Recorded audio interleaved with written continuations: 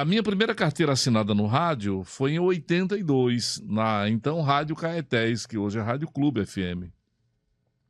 Como locutor ski-jockey, lembra que tinha um locutor de ski-jockey, que ainda hoje tem, tá aí, né, o Danadão tem, e o Jean Dutra tem vários competentes colegas que seguiram. E aí foi minha primeira carteira assinada. Então, em 82, eu tinha 24 anos. 24 anos. E o que é que eu fazia antes? Antes eu comecei a trabalhar com 14 anos. Fui auxiliar de serviços gerais, fui auxiliar de almoxarifado, fui office boy, aí fui ser vendedor de livros. Foi quando vendas entrou na minha veia, não é?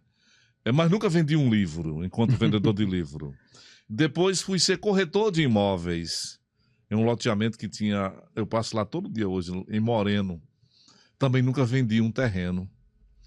E aí, acho que lá para os 18 anos, aí eu fui vender móveis, mesa, cadeira, cama, armários, guarda-roupa.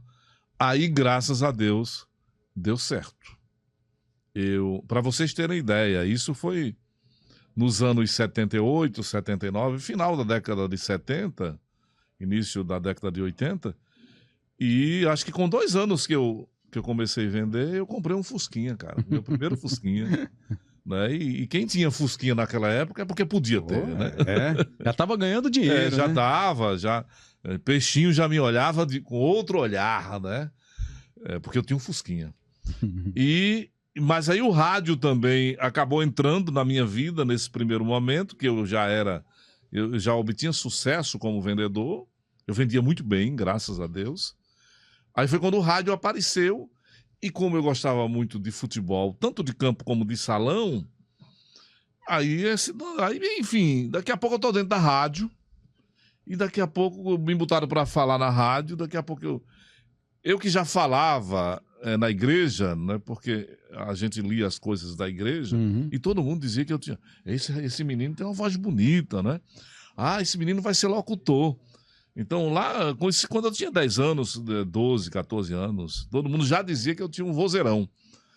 E aí, quando eu fui para dentro do rádio, eu me lembrei disso. Eu digo, o povo dizia que eu tinha uma voz bonita, será? Aí, enfim... A primeira rádio que eu entrei na minha vida foi a então Rádio Continental do Recife, ali na Rua da Palma, edifício Ouro Branco, os mais antigos vão de lembrar, vizinho a então Viana Leal, que era o único lugar em Recife que tinha escada rolante. Será que eu tenho história? Já era uma referência, aquela loja que tem escada rolante. Aí, meu amigo, foi ali que o bicho pegou.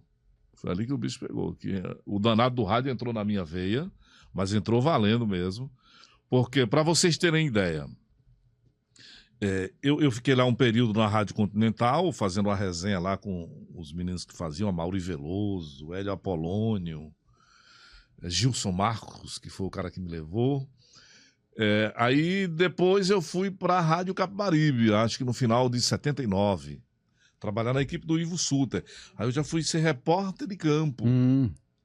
Tá dentro do campo de futebol. Ao lado de Amaral Dutra, de Pedro Silva, de Hélio Macedo, daqueles caras que eu via na rádio, pô. Ivan Lima, meu Deus, José Santana, Edivaldo Moraes, que era bastidor, mas acabei... Vitório Mazzilli, meu Deus. Aquilo foi um encanto para mim, meu Deus, não tinha como eu me afastar mais disso. Eu continuei sendo vendedor, né? E comecei a trabalhar, mas como eu era, na época não era estágio, era Foca, né? Era Foca. Aí quando o Foca começou a despontar, eu digo, não, velho, eu vou ficar nisso aqui. Vou investir nisso. Vou. Aí foi quando Tony Senna, que trabalhava comigo na Rádio Continental, foi ser locutor da Rádio... Caetés? Da Rádio Caetés. Prestou no locutor da Caetés e Tony me indicou. E aí eu fui. Quando cheguei lá, Nogueira, então, era o diretor, e disse, olha, eu tenho uma vaga aqui para trabalhar das 6 às 10 da manhã. O cara vai abrir a rádio. Agora, velho, é muita responsabilidade abrir rádio. Não pode faltar. O cara não pode atrasar, o cara não pode faltar, o cara não pode ficar doente. E o Tony disse que você é um cara muito responsável. Eu disse, quanto é o salário? Aí, vamos imaginar que eu ganhava lá uns 3 mil reais como vendedor. Tá certo que hoje é considerado um salário. Você não pode ter um Fusquinha, certamente, hoje com 3 mil reais. Mas na época você podia ter um Fusquinha. Então eu ganhava lá uns 3.500, que era comissão. E aí eu tinha que deixar, porque lá era diariamente, eu não podia mais ser vendedor, né? Viajar como eu viajava como vendedor. O salário da rádio era 300 reais. Era 10%, cara, do que eu ganhava. Impensável, né, de aceitar um... Mas aí, e mais grave, meu primeiro filho tinha acabado de nascer. E eu viajava e ficava morrendo de saudade do filho, Diego, que hoje tem 40 anos. O tempo passou. E eu ficava querendo voltar para casa. E aí chegou um momento que eu digo, não, velho. Eu viajava muito acidente na estrada. Enfim. E o rádio já estava dentro. Aí eu cheguei e disse, olha, eu vou deixar esse negócio de vendedor e vou ser locutor de rádio. E foi aí que tudo começou. E aí realmente foi punk. Depois eu tive que vender fusquinha. Aí voltei a andar de ônibus. E aí as coisas foram se construindo de uma outra forma.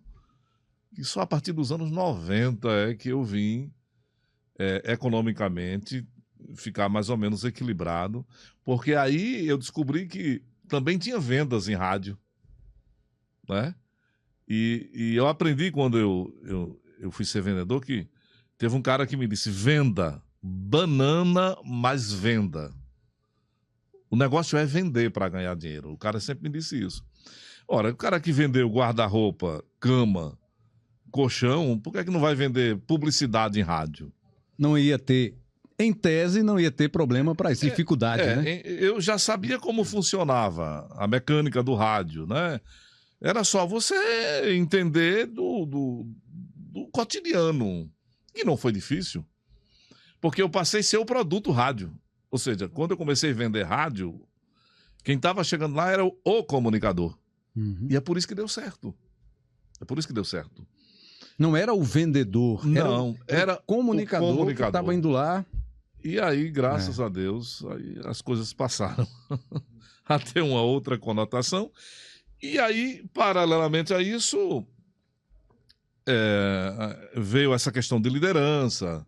Eu dei a sorte muito grande de ir para o Sistema Jornal no 85, 86, que foi na época da crise, em que o Grupo Bom Preço acabou comprando a empresa, e o Grupo Bom Preço investia demais no ser humano, né? Nas pessoas.